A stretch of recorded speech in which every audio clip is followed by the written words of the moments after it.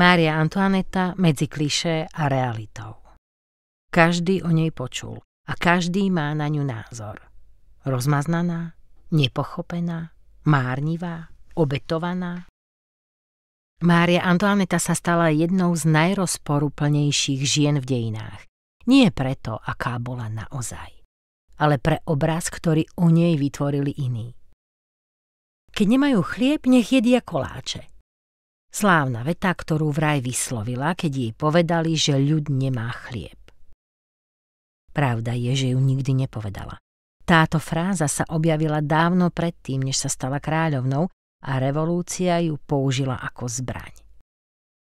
Verejnosť z nej vytvorila symbol všetkého, čo bolo nespravodlivé a vzdialené bežnému životu. A keďže bola cudzinka, žena a kráľovná, útoky sa ľahko znásobili. Dnes ju historici vidia inak.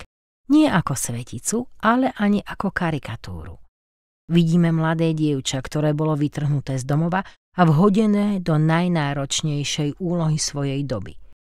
Vidíme ženu, ktorá hľadala seba v móde, v priateľstvách, v materstve. Vidíme aj jej chyby, politickú neskúsenosť, uzavretosť, impulzívnosť, ale aj dôstojnosť, vernosť, silu v najtemnejších chvíľach.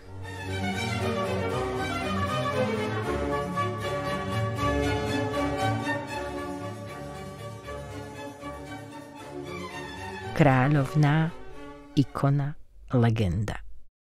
Mária Antoaneta dnes žije v knihách, filmoch, kostýmoch, múzeách, hudbe. Režiséri v nej vidia tragickú hrdinku, dizajnéri múzu, feministky, prípad ženy, ktorá musela prežiť svet, ktorý jej nič nedovolil. A bežní ľudia?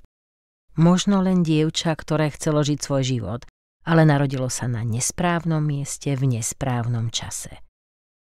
Mária Antoaneta bola módnou ikonou svojej doby. Udávala trendy, fascinovala aj provokovala. Dnes by sme o nej povedali, že bola fashion victim, obeť módy. Lenže tento pojem ešte neexistoval. Ona ho predbehla, ona ho žila. Jej šaty, účesy, výstrelky, všetko sa stalo súčasťou jej identity a zároveň zámienkou na kritiku, posmech, nenávisť. To, čím sa odlišovala, ju nakoniec stálo dôveru verejnosti. Stálo ju to život.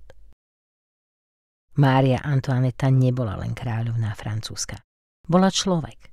Človek, ktorého príbeh nás stále fascinuje a ktorý si stále pýtame nanovo a nanovo počúvať.